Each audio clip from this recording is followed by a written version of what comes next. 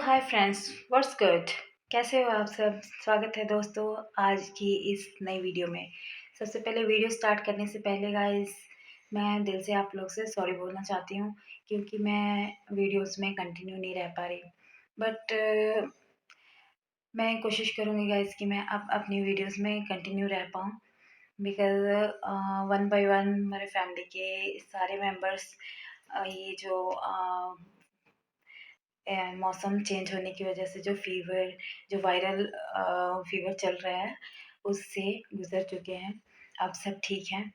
तो मैं कोशिश करूँगी कि अब अपनी वीडियोज़ में हमेशा कंटिन्यू रहूँ और आप लोग के लिए अच्छी-अच्छी वीडियोज़ बना पाऊँ। तो गाइस चलिए इसी के साथ स्टार्ट करते हैं आज की हमारी ये नई वीडियो। बहुत ही इंटरेस्टिंग, बहुत ही हेल्पफुल, बहुत ही यूज़फुल है आपके लिए, आपकी स्पीकिंग इंग्लिश के लिए। तो आज है हमारा डे 31st। जैसा कि आप जानते हैं हम लोग कर रहे हैं 60 डेज़ इंग्लिश स्पीकिंग कोर्स, जिसमें से हमने 30 क्लासेस कंप्लीट कर लिए हैं और आज है हमारा डे 31st क्लास। और इस क्लास में हम लोग बहुत ही इंटरेस्टिंग, बहुत ही इम्पोर्टेंट टॉपिक पढ़ने जा रहे हैं।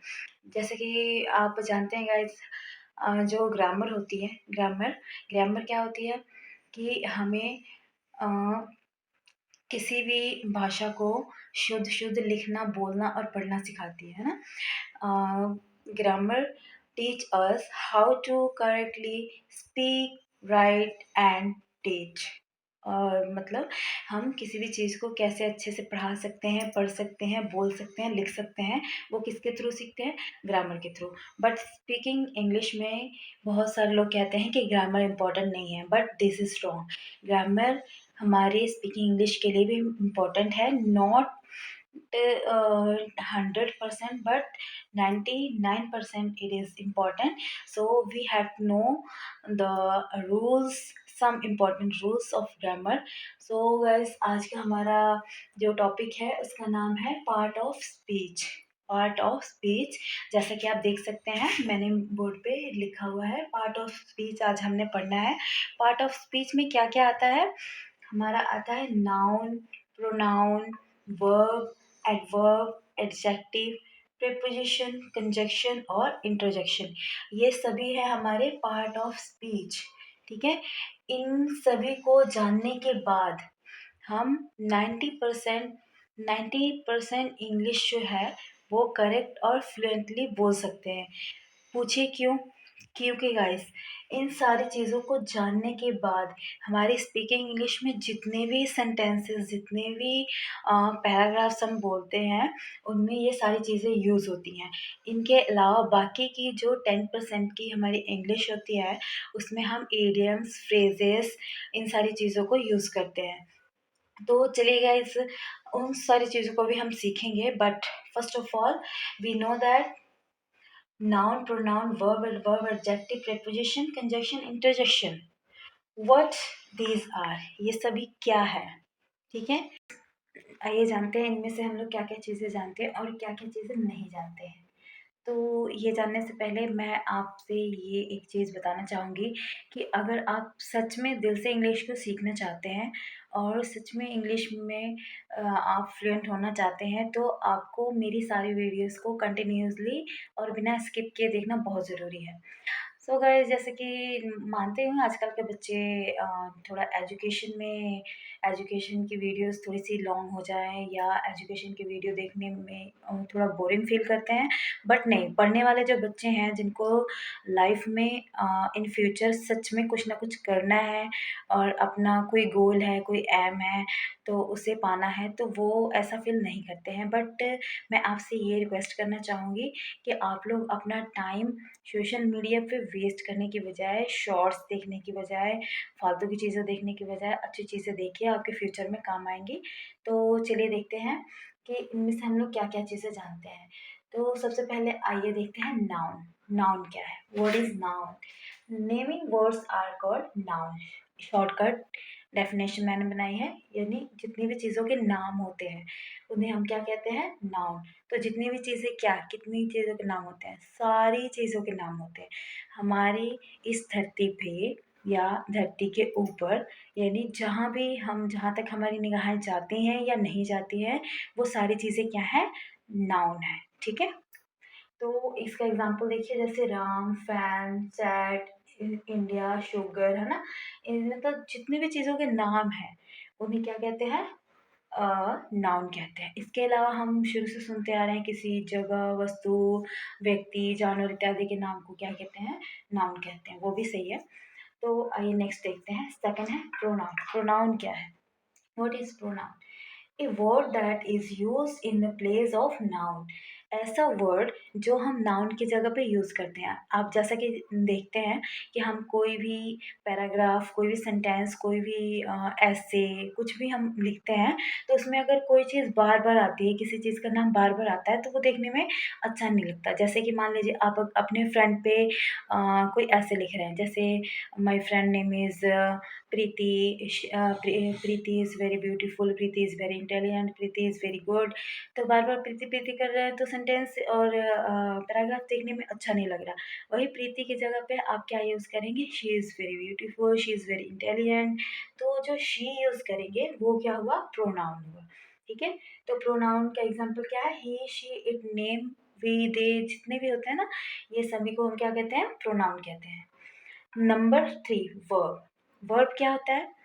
जितने भी हम काम करते हैं, जो कुछ भी हम काम करते हैं, जैसे कि पढ़ना, लिखना, हँसना, बोलना, गाना, मज़ाक करना, सोना, पीना, खाना, जो कुछ भी काम करते हैं, या फिर हम फिज़िकली या फिर हम मेंटली, जितने भी काम हैं, जो कुछ भी ये करते हैं, उसे क्या कहते हैं? वर्ब कहते हैं।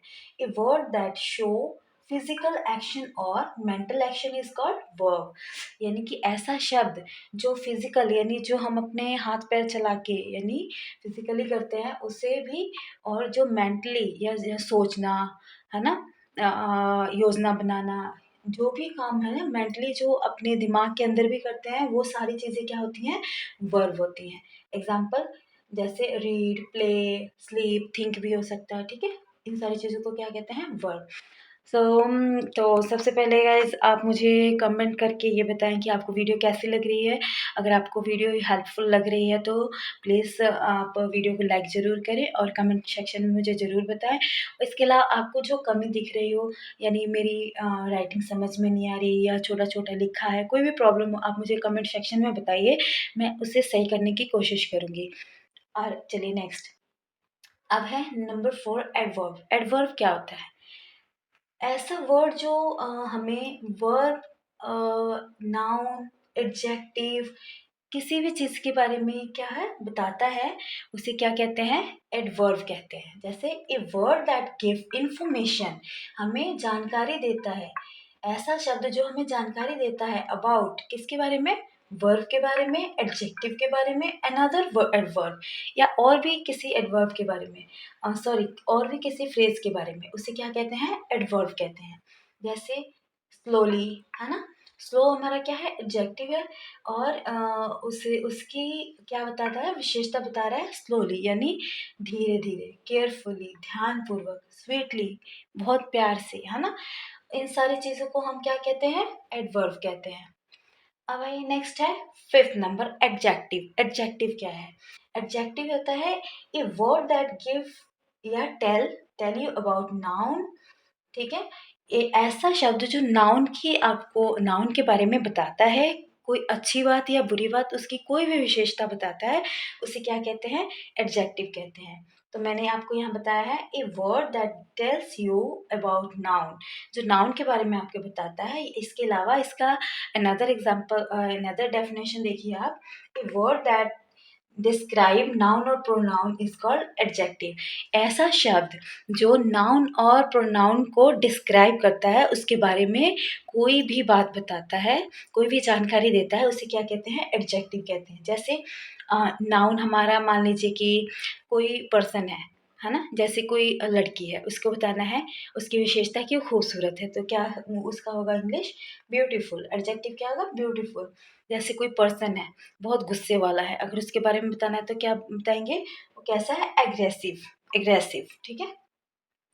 तो इस तरह से अगर मान लीजिए किसी वस्तु के बारे में, किसी चीज़ के बारे में बताना है, जैसे मान लीजिए कि कोई फूड है, अगर वो कैसा लग रहा है तो उसके बारे में बताना है। अगर वो अच्छा लग रहा है तो टेस्टी, है ना?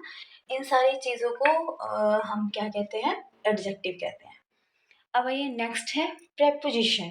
जैसे कि अगर आप मेरी वीडियोस को रियली देखते हैं, सच में इंग्लिश सीखना चाहते हैं और आप मेरी वीडियोस को रियली लाइक करते हैं, तो आई होप कि आपने मेरी प्रेपोजिशन वाली वीडियो ज़रूर देखी होगी। मैंने प्रेपोजिशन पे ऑलरेडी वीडियो बना चुकी हूँ, बट अगर आपने नहीं देखी है तो आप मेरे चैनल पे जाके ज़रूर देखें। प्रेपोजिशन को मैंने बहुत ही डीपली और लॉन्ग वीडियो में समझाया है। बट यहाँ पे आइए शॉर्टली एक बार फिर से देखते हैं। प्रेपोजिशन क्या है? ए वर्ड और फ्रेज, कोई भी वर्ड या फ्रेज दैट इज यूज्ड, जो कि प्रयोग किया जाता है बिफोर नाउन और प्रोनाउन, नाउन या प्रोनाउन के आगे। किस लिए? To show place time direction is called preposition. यानी किसी नाउन प्रोनाउन के आगे लगाया जाता है उसको दिखाने के लिए, उसका समय दिखाने के लिए, उसकी दिशा दिखाने के लिए, है ना? उसे क्या कहते हैं? प्रेपोजिशन कहते हैं। जैसे इन, फॉर, टू, है ना? इसके अलावा भी बहुत सारे होते हैं। आप मेरे प्रेपोजिशन की वीडियो देख लीजिए, आपको प्रेपोजिशन अच्छे से समझ आ जाएगा। चलिए नेक्स्ट देखते हैं कंजक्शन। आई होप कि आप मेरी वीडियो को कंटिन्यूसली देख रहे हो, आपको अच्छी लग रही है वीडियो। तो चलिए गाइस देखते हैं। नेक्स्ट है 7 कंजक्शन। कंजक्शन क्या होता है? A word that is used to join, शब्द जो कि प्रयोग किया जाता है किस लिए? जोड़ने के लिए। ज्वाइनिंग क्या होता है? जोड़ना। अदर वर्ड्स, और भी वर्ड्स को या फ्रेज को या सेंटेंस को। ऐसा वर्ड जो किसी और वर्ड्स को, सेंटेंसेस को, फ्रेजेस को आपस में जोड़ने के लिए प्रयोग किया जाता है, उसे क्या कहते हैं? कंजक्शन कहते हैं। क्या कहते हैं गाइस? कंजक्शन कहते हैं। जैसे कि एंड, बट, ठीक है? जैसे कि कहना है राम और श्याम बाजार जा रहे हैं, तो Ram and Shyam are going to market. तो राम और श्याम को जोड़ने का काम किसने किया? एंड ने। तो एंड क्या है? कंजक्शन है, ठीक है? बट देखिए, अगर आपको कहना है कि मैं आपको और पढ़ाना चाहती हूँ बट वीडियो लॉन्ग हो रही है, I want to teach, I want you more teach, but this video going to be long, ठीक है? तो इस तरह से हम किसी भी वर्ड को, सेंटेंस को और फ्रेजेस को जोड़ने के लिए जिस शब्द का यूज़ करते हैं उसे क्या कहते हैं? कंजक्शन कहते हैं।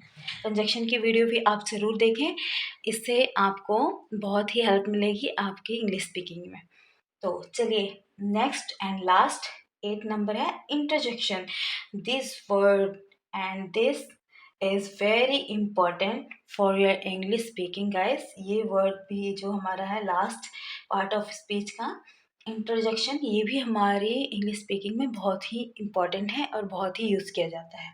जैसे कि आप जानते हैं हिंदी में भी या किसी भी लैंग्वेज में हम अपनी भावनाओं को, जैसे खुशी, खुशी होती है हमें किसी बात की, दुःख होता है, या हमारे अंदर की कोई भी ऐसी फीलिंग है उसको जताने के लिए हम बहुत सारे शब्दों का यूज़ करते हैं। जैसे कहते हैं हाय, काश, इस तरह के शब्द होते हैं ना, वैसे इंग्लिश में भी होते हैं। तो उन्हें क्या कहते हैं? इंटरजेक्शन कहते हैं। आइए देखते हैं।